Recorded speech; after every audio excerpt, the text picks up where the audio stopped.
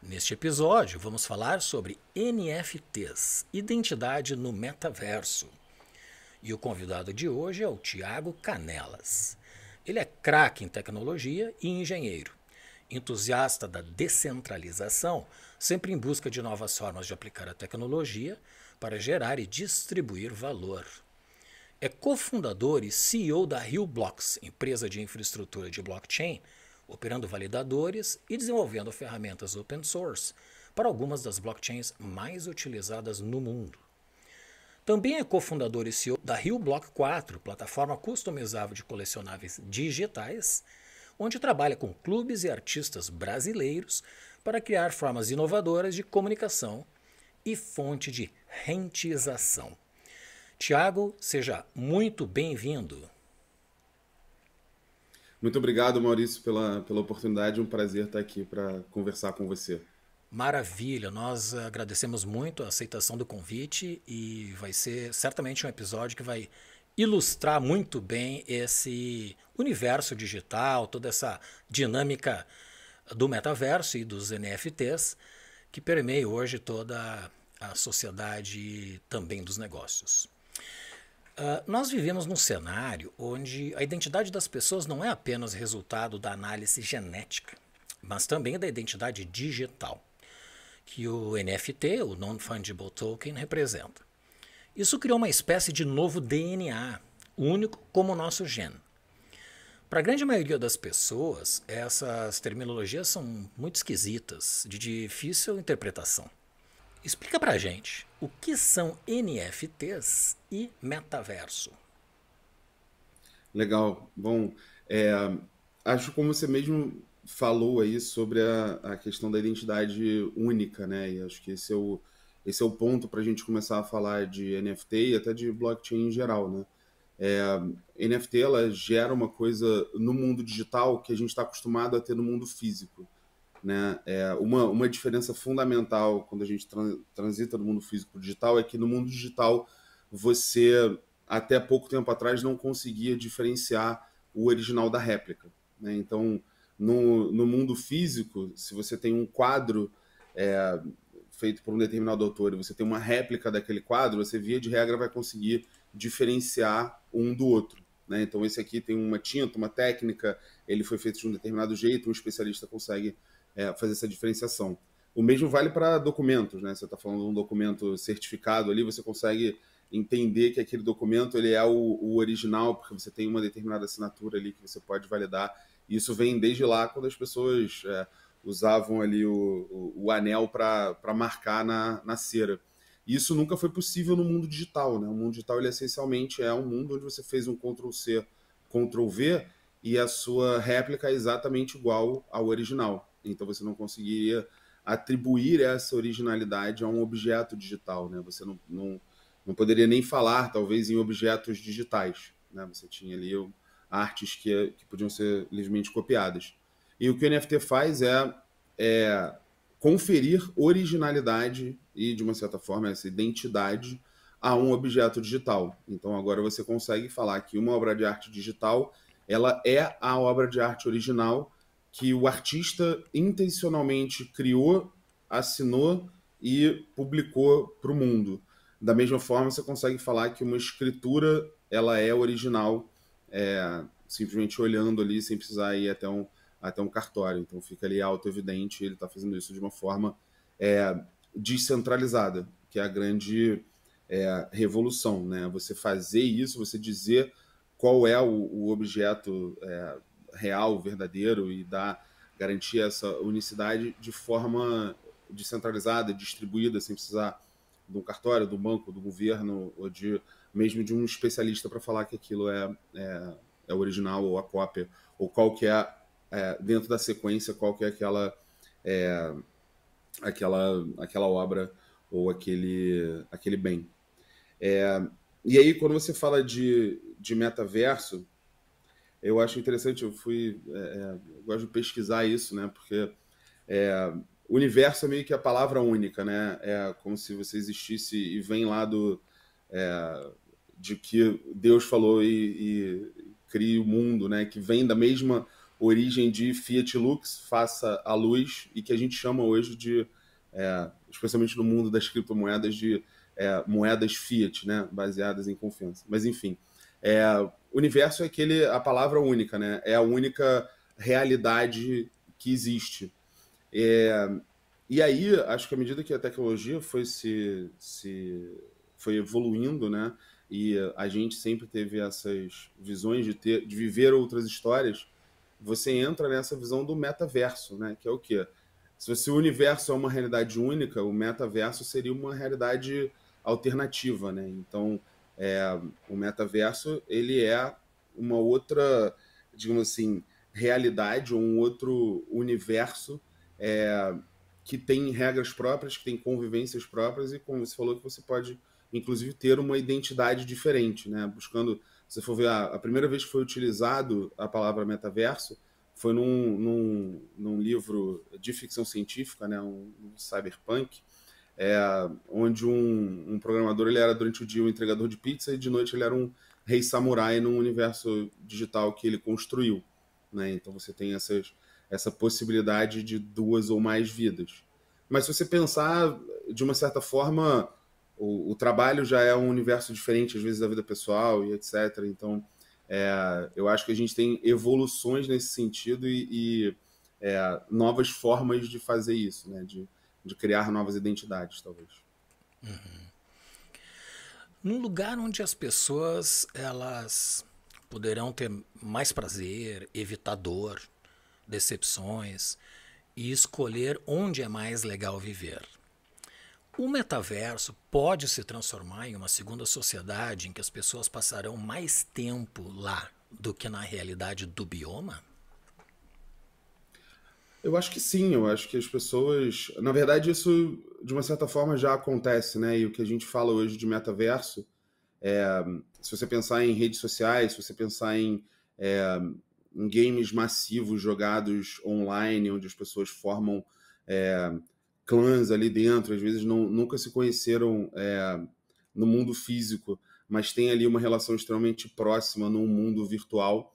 Eu acho que isso, de uma certa forma, já acontece, e a tendência, quando você adiciona novas tecnologias mais imersivas, eu acho que é sim disso acontecer cada vez mais num sentido de fuga, né? De uma outra realidade que você talvez controle mais, e que ela é muito, muito apelativa por causa disso, né?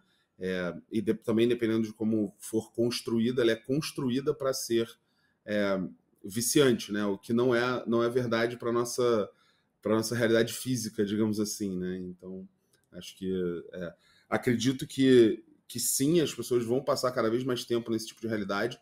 Se você for pensar, desde 2000 a gente já passa muito mais tempo num tipo de realidade alternativa, que até por onde a gente está conversando aqui, né? A gente passa muito mais tempo no computador e podendo experimentar realidades completamente diferentes, inclusive com trabalhos diferentes, com pessoas diferentes e com personas diferentes que você tem em cada um desses contextos. Essa segunda sociedade, como eu denomino, ela pode gerar, por este excesso de convivência, alguns problemas de saúde mental, que ainda não se sabe qual vai ser efetivamente o efeito disto, mas da mesma forma que os jogos interagem na área de recompensa no cérebro, sobretudo aumentando a dopamina, que é justamente o neurotransmissor que proporciona satisfação, prazer e te traz energia, isso tem um risco a ser dimensionado. Eu, num episódio anterior, conversando com o Fred Gelli, fiz uma pergunta para ele relacionada a este tema, especificamente de que forma o design poderia ajudar na prevenção dessas doenças mentais que podem ser desencadeadas a partir da convivência dentro do metaverso. Então ainda é um tema a ser abordado, discutido, estudado, né, profundamente. Ainda é muito novo, né, todo esse universo virtual. Né? Assim como para as marcas, nossa identidade é um valor que deve ser protegido. Na realidade atual, a senha pode ser roubada, a biometria hackeada, o passaporte falsificado. São todos meios de identificação das pessoas. O que garantirá a segurança da identidade das pessoas no metaverso?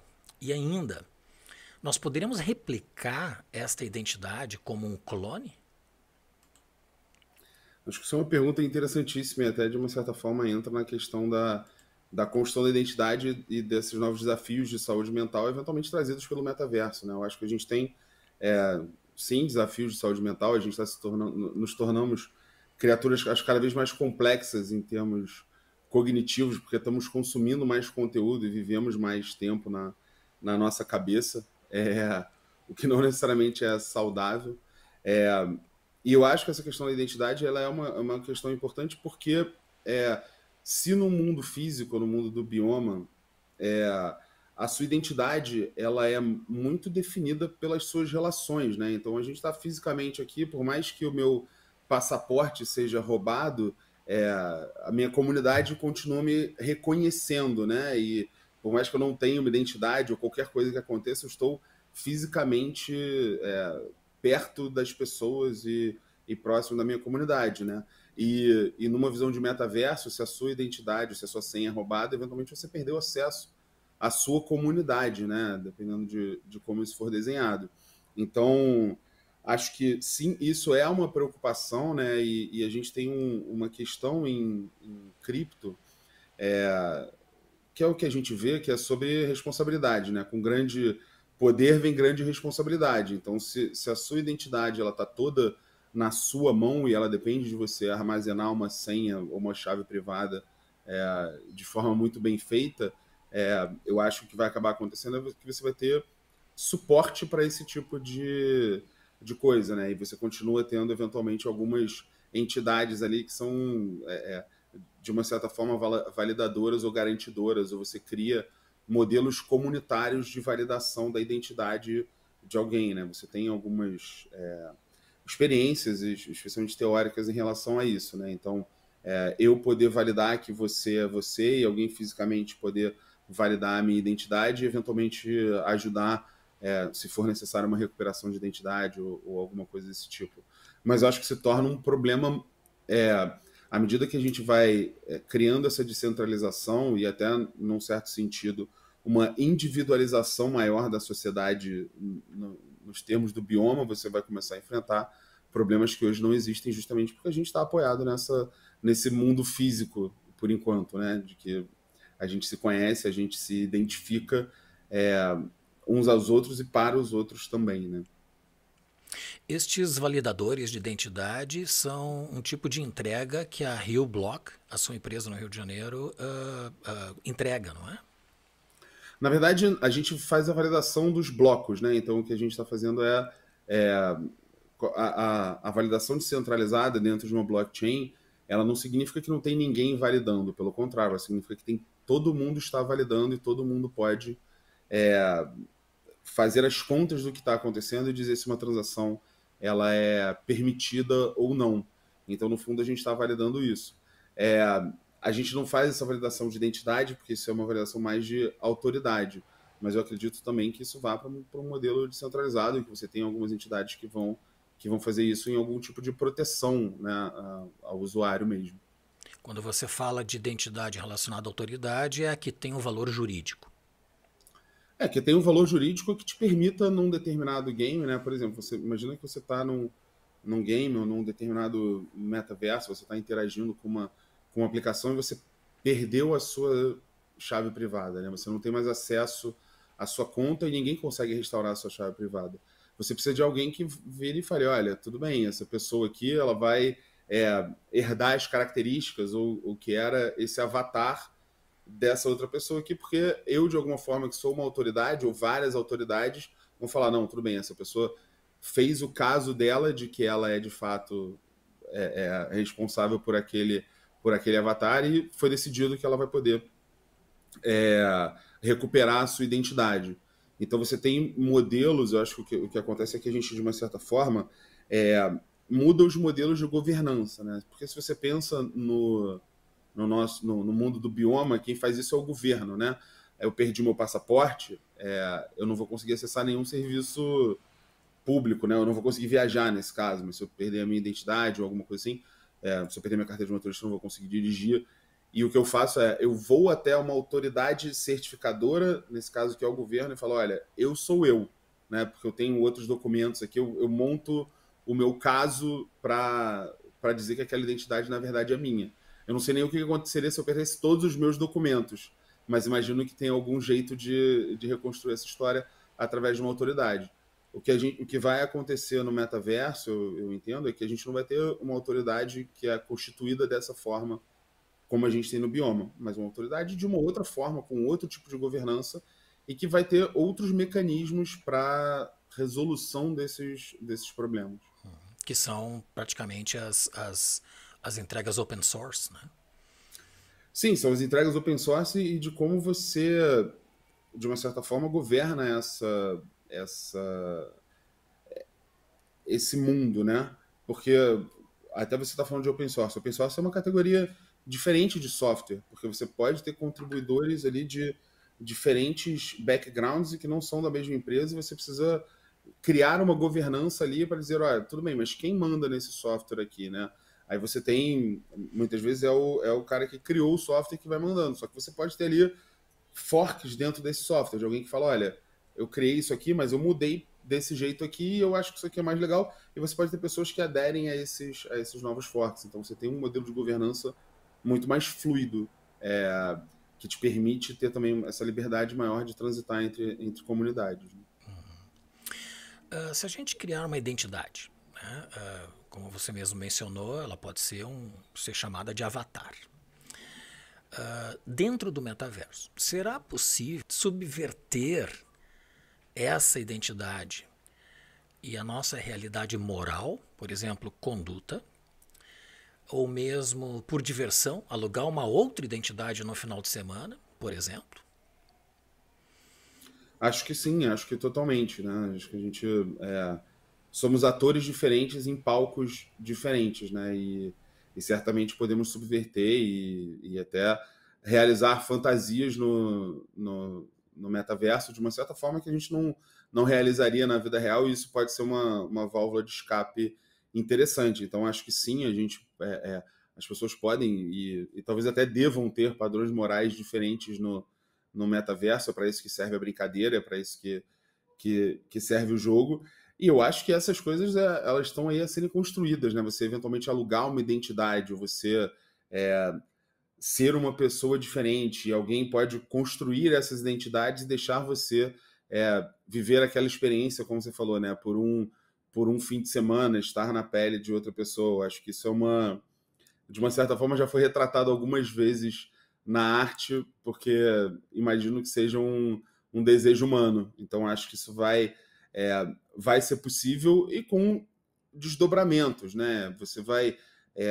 o que as pessoas vão utilizar e o que elas vão fazer em determinados metaversos, né? Porque eu acho que a gente não vai ter um metaverso, né? A gente vai ter um determinado jogo que ele já tem um metaverso, porque ele tem um avatar, ele tem regras, você tem uma personalidade eventualmente diferente nesse jogo. Já existem exemplos disso hoje, numerosos. Você eventualmente vai ter realidades mais imersivas e você vai poder fazer isso em outros contextos, né? Então você vai ter múltiplos metaversos, na verdade. Eu acredito que você possa, inclusive, ter múltiplas personalidades. Você vai ter a sua personalidade quando você estiver discutindo um determinado hobby dentro de um ambiente imersivo que a gente vai chamar de metaverso. Você vai ter uma outra personalidade quando você estiver trabalhando, e você pode ter uma personalidade quando você estiver trabalhando num projeto, eventualmente como designer, que é diferente de quando você está trabalhando num projeto como gerente de projetos. E à medida que o trabalho fica mais fluido também, você tem esses dois papéis com duas comunidades diferentes. E você vai se portar de forma diferente dentro dessas comunidades, porque nos seus grupos de amigos você provavelmente se porta de forma um pouco diferente quando você está falando com um determinado grupo, ou com outro, ou com a sua família. Enfim, acho que a tendência é que as pessoas sim tenham essa fragmentação, na minha visão, à medida que elas estão interagindo em universos diferentes. E quanto mais imersivo e quando diferentes estímulos também vão fazer com que a sua personalidade seja diferente, né? Então, você está falando de um jogo como um GTA, onde o objetivo é você, sei lá, formar uma gangue, roubar carros e etc., você vai dar vazão a um tipo de característica da sua personalidade.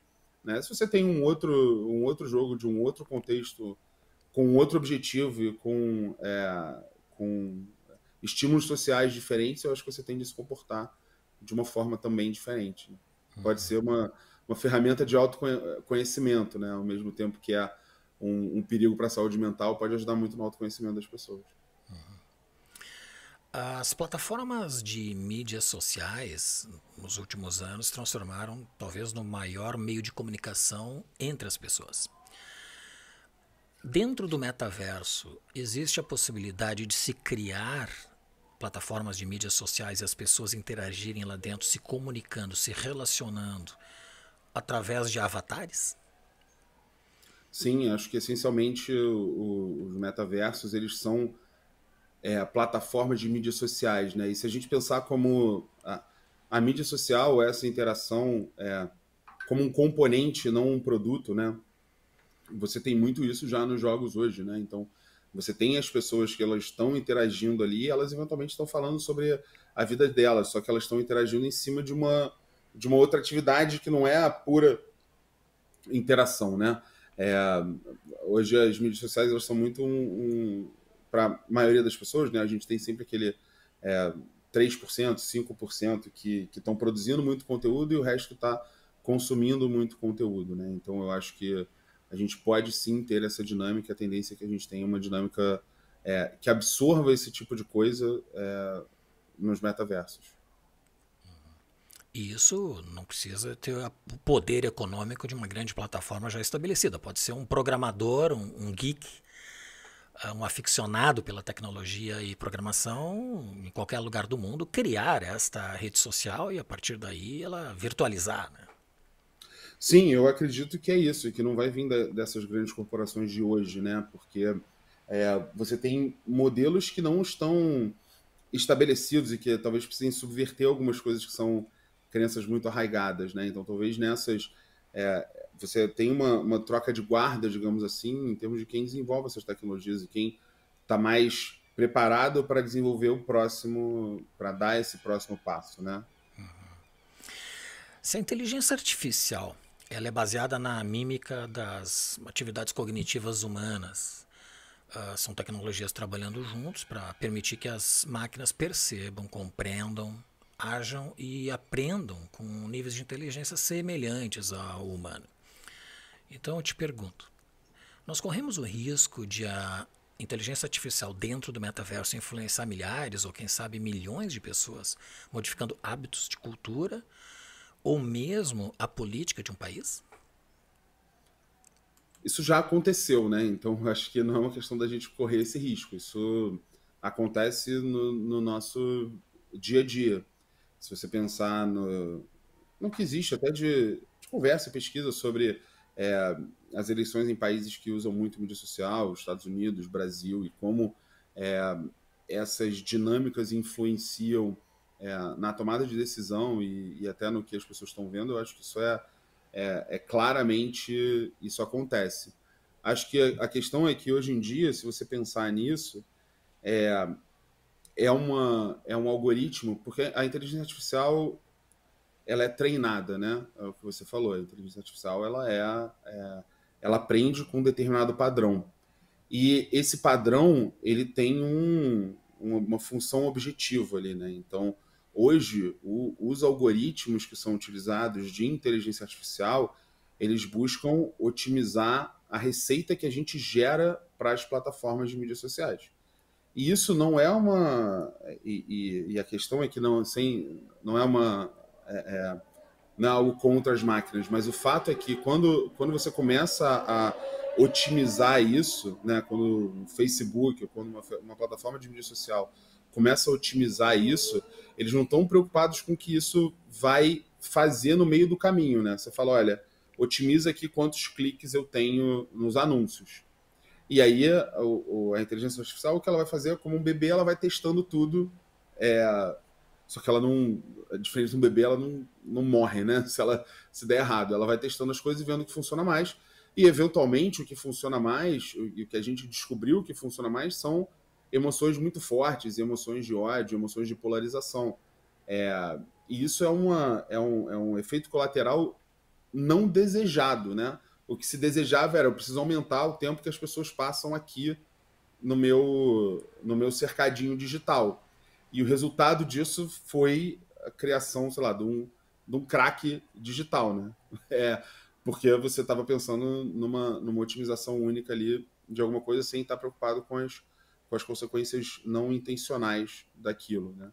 Então eu acho que a grande diferença é quando a gente conseguir, de uma certa forma, abrir esses algoritmos e fazer com que esses algoritmos sejam mais transparentes e, no limite, que você consiga trazer o seu próprio algoritmo, né? É o que isso já é uma palavra, né? Bring your own algorithm é um conceito. Você já tem, por exemplo, o Twitter trabalhando em coisas que vão nesse sentido, de que você vai ter ali um algoritmo que ele vai ser seu e ele vai eventualmente otimizar para você passar 30 minutos ou menos nas redes sociais, porque é isso que você colocou como seu objetivo. Então ele pode ser um algoritmo que a partir de um momento ele deixa só posts que você não vai gostar ali, porque o objetivo dele é te tirar da frente do celular para você ir fazer alguma outra atividade, ou que ele vai te estimular, né? Você vai ver ali, olha, hoje ele é otimizado para eu passei um post, eu cliquei. Mas ele poderia ser otimizado para falar assim, olha, eu passei um post e depois eu comi uma salada. Ou eu passei um post e depois eu fui correr, me exercitar. Ou eu passei um post e depois eu fui melhor avaliado pelas pessoas que trabalham comigo, pela minha família. Então você começa a ter essas outras visões de otimização. O problema não é a ferramenta, né? A ferramenta ela é feita para isso, ela é muito boa, especialmente quando você tem esse número muito grande de interações. Ela certamente pode ser usada para o mal, mas ela também pode ser usada para o bem. Acho que é importante a gente estar atento ao que está acontecendo ali, ao que a gente está sendo exposto e por quê, né? Nesse universo, o blockchain é determinante, ele é o que dá estrutura para toda essa dinâmica desse cenário digital. Explica para a gente o que é o blockchain, como é que se compõe, como é que se constrói o blockchain. Legal. Vou explicar uma transação que eu toquei e acho que isso também tem um pouco disso que a gente falou do algoritmo, vou entrar um pouco mais nisso.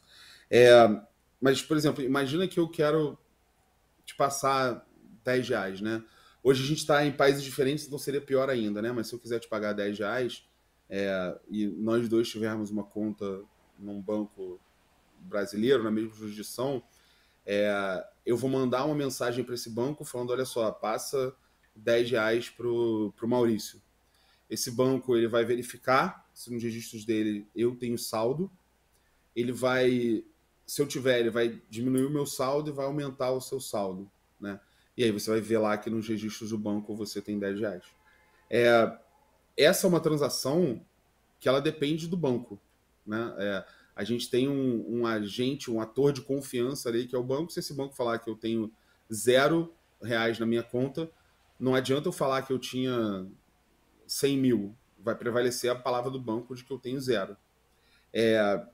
Isso, no sistema bancário, via de regra, a gente tem um modelo de confiança bastante grande nesse sistema. Então, isso vai impactar, no geral, na vida da maior parte das pessoas, de você ter taxas ali que você está pagando para esse banco, de você ter uma certa concentração de poder econômico e político nesse agente.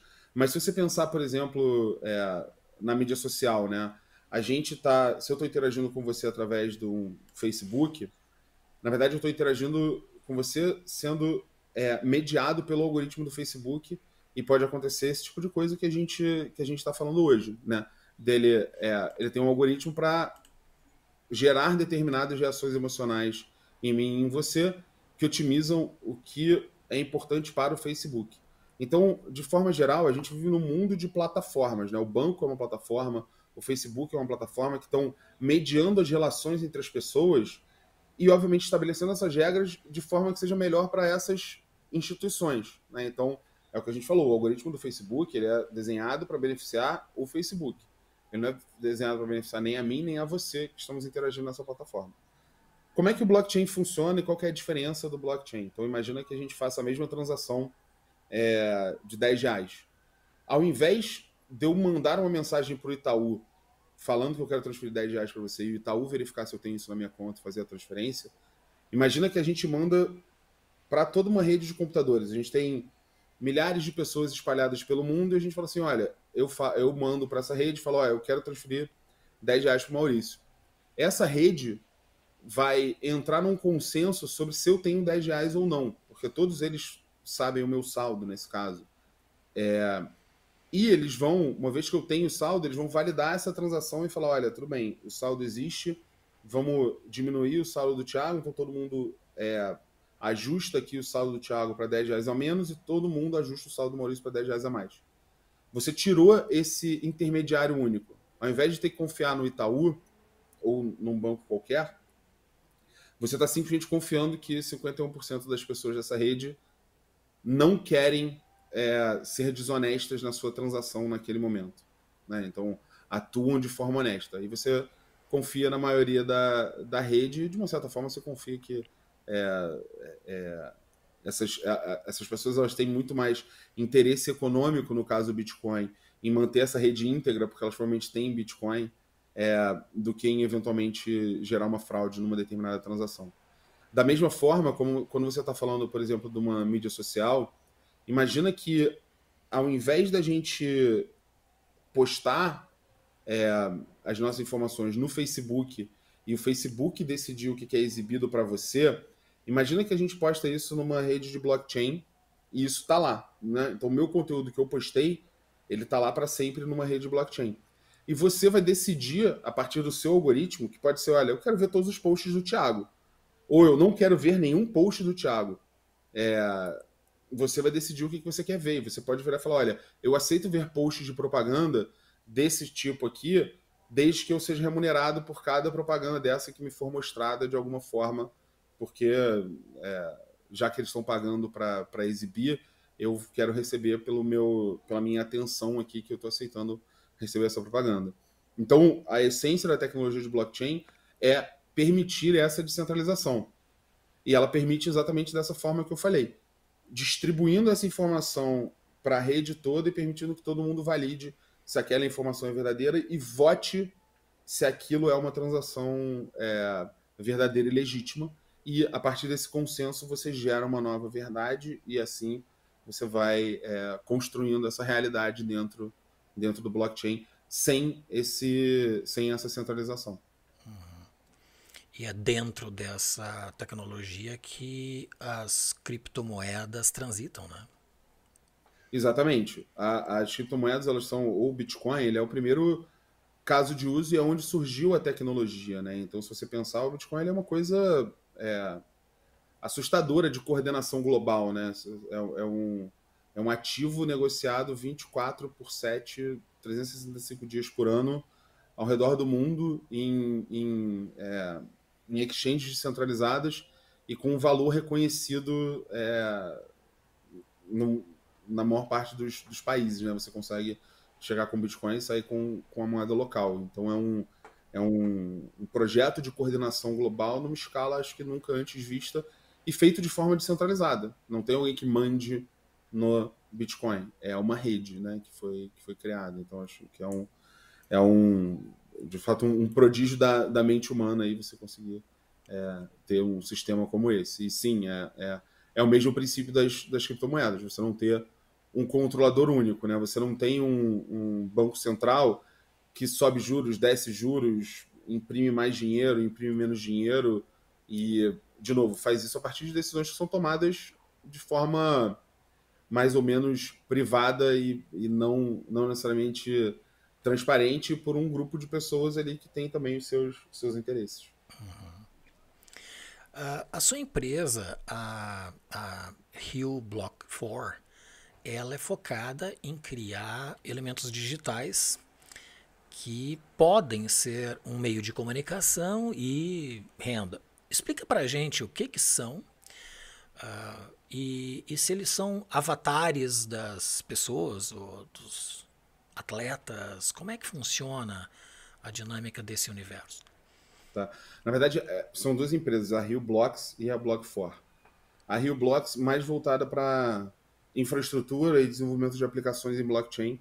E a Block4 é uma empresa de NFTs, né? Então a gente, lá atrás, antes de virar moda, a gente estava. Porque a gente está envolvido na parte técnica, então estava pensando em aplicações disso. E a visão da Block4 é criar uma nova forma de comunicação, um novo canal de comunicação, uma nova mídia entre produtores de conteúdo e os fãs. Né? Então, se hoje você tem determinadas formas de entregar um conteúdo, né? Então, se você está falando de um time de futebol, por exemplo, você tem um time de futebol é uma criação de conteúdo. Né? Os torcedores eles são fãs apaixonados, você tem uma relação extremamente sentimental ali, mas o que você consome, via de regra, desse clube, no geral, é conteúdo, né? Seja indo ao jogo, seja vendo pela televisão, seja consumindo o canal do YouTube, seja colecionando um caderno de figurinhas, e esse é o tipo de história que dá sentido à vida de uma certa forma, né? De você. São as coisas que você gosta, são as coisas que te emocionam. O videogame também, né, para os clubes? O videogame também é uma outra plataforma de comunicação. E a gente traz uma nova plataforma de comunicação que já faz essa ponte também com o metaverso, que são colecionáveis digitais. Então, da mesma forma que a gente falou, você consegue atribuir uma originalidade a um objeto digital. A gente cria objetos digitais que contam as histórias de clubes, de artistas, de eventos, de uma forma diferente a partir de colecionáveis digitais. Então, usando essa visão do metaverso, na verdade, uma transição entre o que a gente tem de físico e de digital, porque se você pensar, já existem colecionáveis físicos de todos os clubes e produtos com as marcas, mas a gente está falando de uma transição para esse mundo digital, para esse mundo de metaverso, a partir do uso de NFTs para a criação desses colecionáveis digitais.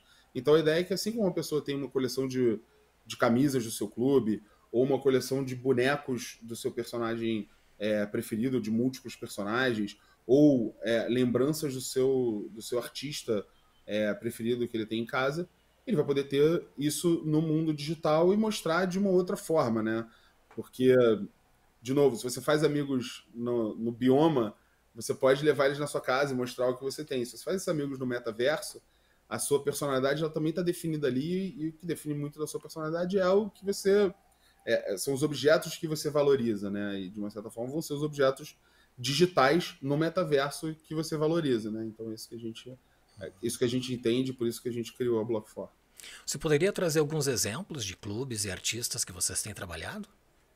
Sim, a gente o primeiro clube que a gente lançou foi o Vasco, e a gente tem, no caso deles, a gente fez uma coleção bem legal recentemente do Roberto Dinamite, que, de novo, é um grande ídolo com grandes histórias. E, por exemplo, a gente trouxe a camisa número 15, então a gente refez o modelo de camisa que o Roberto estava utilizando no primeiro jogo dele, quando ele entrou, fez 2 gols e ganhou o apelido de Dinamite. Então a gente está contando essa história, que é uma história que ela obviamente já é conhecida, pelo menos por alguns dos fãs, mas de uma forma diferente, trazendo de uma forma diferente a possibilidade do fã se relacionar. Então a gente recriou a estátua 3D que hoje está atrás do gol de São Januário e transformou isso num objeto digital, fez isso com a camisa. Tem coleção de cards dos jogos para os torcedores poderem ter lembranças daqueles jogos especificamente.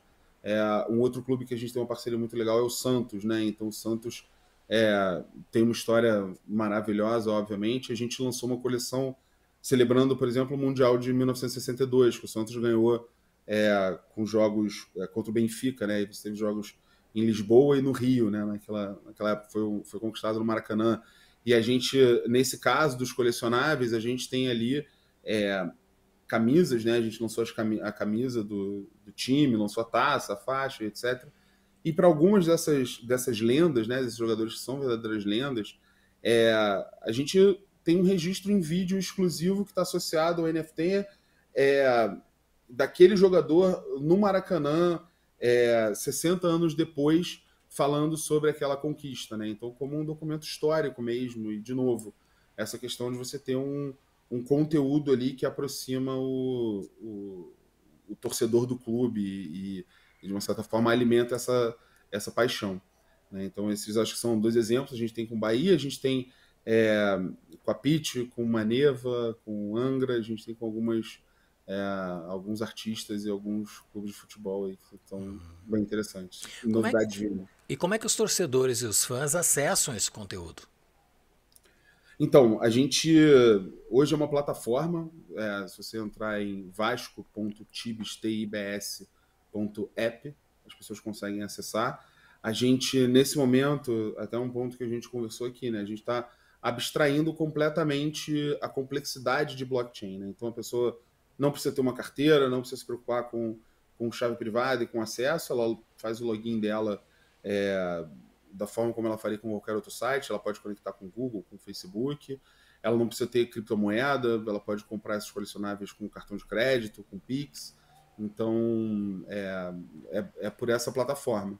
E a ideia é que isso, né, uma coisa importante isso é um ativo digital que ele é da pessoa que comprou, né? Então, no futuro, essa pessoa tem um metaverso aqui e a gente tem a conexão e permite que isso seja exibido em qualquer metaverso. Essa pessoa pode usar, né? Ela tem a certificação de que aquilo é dela em qualquer lugar, né? Ela não ela quebra um pouco essas barreiras que eu falo, os jogos hoje eles já são metaversos, né? Só que no bioma, ou num metaverso que seja digno desse nome, se eu compro aqui, né, um skate, né, eu vou numa loja aqui, eu compro um skate, eu posso andar com esse skate em qualquer lugar, né? Eu posso levar ele debaixo do braço e eu saio andando com ele. Hoje, os modelos, os games, eles ainda são muito fechados, né? Então ele vende ali um item dentro do game, que pode ser um skate, uma arma, uma blusa, qualquer coisa, mas você só pode usar ali, né? Como se eu comprasse o skate, mas eu só posso usar esse skate dentro da loja de skate que me vendeu, e para estar lá eu tenho que ficar pagando aquela loja. Não, a nossa ideia é, olha, você tem essa camisa aqui, ela pode ser usada de diferentes maneiras, em diferentes contextos, em diferentes universos, porque ela é sua, ela não é de ninguém mais que não seja seu esse objeto. Então você tem a posse de fato, você pode usar esse objeto da forma como você quiser. Uma última pergunta sobre NFTs e blockchain. Existe uma quantidade fixa de caracteres que determinam essa chave ou essa senha? Então existem, mas eu não sei exatamente quanto e depende da blockchain, na verdade. Porque o que a gente está falando, quando você fala de blockchain, não é exatamente uma senha, né? A senha, ela é uma coisa essencialmente pouco segura. Por quê? Porque a senha ela precisa ser um segredo compartilhado, né? Se eu estou falando com você aqui, olha, vamos combinar aqui uma senha para acessar a porta da sua casa, a gente, no mínimo 2 pessoas sabem essa senha, né? Então, já dizia minha avó que o segredo compartilhado por 2 pessoas já não é mais um segredo, né? Então, da mesma forma acontece quando você está falando de senhas na internet. Quando eu falo a minha senha para o Google, eu estou falando, Google, esse aqui é o nosso segredo compartilhado, então essa senha pode vazar e ela acontece muito, ela vaza constantemente.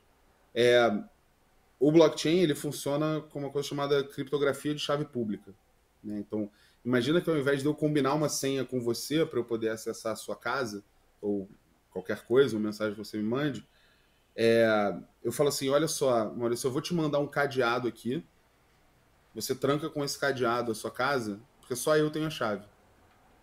Então essa chave ela nunca precisou sair da minha posse, e você consegue validar que sou eu consigo te mandar coisas que são... na verdade, você consegue mandar coisas fechadas com esse cadeado que só vão ser abertas por mim. Isso é o que matematicamente faz a criptografia de chave pública. Então você gera um par de chaves, uma chave pública, que você pode entregar para qualquer pessoa. Ela funciona como esse cadeado que eu te falei, né? Então eu entrego para qualquer um que fechar uma mensagem com esse cadeado, eu tenho a chave privada, que nunca precisa eu nunca preciso expor essa chave privada de forma nenhuma. Ela pode ficar totalmente guardada comigo, e aí é a questão da minha grande responsabilidade de guardar essa chave privada, porque é só ela que vai conseguir abrir a porta da sua casa ou abrir essas mensagens. Então, essa diferença essencial de tecnologia é uma diferença muito grande na segurança, especialmente na segurança potencial que você tem por não precisar compartilhar esse segredo que é a sua senha. Perfeito. Quais são as formas de as empresas e marcas aumentarem a sua participação de mercado e seus resultados dentro do metaverso? Acho que a resposta para isso é não sei. Se eu já tivesse essa resposta, eu estaria ganhando muito dinheiro com isso, né? Mas sem brincadeira, eu acho que o principal ponto das empresas é entendendo o perfil, obviamente, da empresa, né? Se for uma empresa inovadora, é experimentar, né? Na verdade, ninguém sabe. Essa é uma resposta que ninguém tem ainda e alguns experimentos vão mostrar o que funciona e o que não funciona. Então, acho que se a empresa é uma empresa que tem esse perfil inovador e que os usuários, a comunidade da empresa aceita esse tipo de coisa e gosta desse tipo de coisa e não tem um problema da empresa errar eventualmente nessas decisões, é uma empresa que deveria ir e fazer iniciativas, entender como é que isso pode se encaixar para essa empresa. Se é uma empresa mais conservadora, ela deveria, tudo bem, a gente não precisa estar ali nesse momento, vamos tentar entender o que acontece, mas eu acho que para ter sucesso, hoje, ela precisa experimentar e ela precisa entender que ela está tomando um risco de uma certa forma e que ela vai fazer escolhas que vão se concretizar ou não em sucesso. Então, é preciso ter um apetite de risco e uma abordagem que ela seja uma abordagem voltada para a inovação mesmo e para experimentação, né? Acho que uma coisa que eu sei que não vai funcionar é você tentar simplesmente transpor a experiência que existe ou no mundo físico ou na Web 2 e simplesmente tentar transpor isso para a Web 3. Você precisa pensar com a cabeça de que aquilo é uma tecnologia nova, é um universo novo, são possibilidades novas. Né? O que é a Web 2 e a Web 3? Web 3 é o que o pessoal está chamando de metaverso, NFTs e a web baseada em blockchain. E a Web 2 seria a web das mídias sociais, né? Então, que foi uma grande revolução aí nos anos 2000, 2010, né? Perfeito. Esse território ainda todo aberto, né? Tem muito a ser explorado. Nós chegamos agora, Tiago, no momento do pinga-fogo. São 3 perguntas que eu faço para todos os convidados. Primeira delas, quais são as virtudes do empreendedor de sucesso? Eu acho que a principal virtude é a tolerância a falhas, né? Você entender que o erro ou o que não dá certo é o que te dá aprendizado, é o que te faz crescer, e é importante você levantar e tentar de novo. Né? Então, acho que esse é o... E é a característica para mim também do inovador, né? Que é obviamente, tentar ter a melhor abordagem possível antes, mas aceitar que o que você está fazendo tem um grande risco porque é novo. Né? Se não tivesse risco é porque muita gente já fez e já deu certo. Né? O que diferencia os sonhadores dos fazedores? Acho que o pragmatismo, né? O pragmatismo de você, mesmo no sonho, começar a pensar, tudo bem, é um sonho, mas se eu for colocar isso em prática, quais são os passos que eu tenho que ter, como é que eu começo?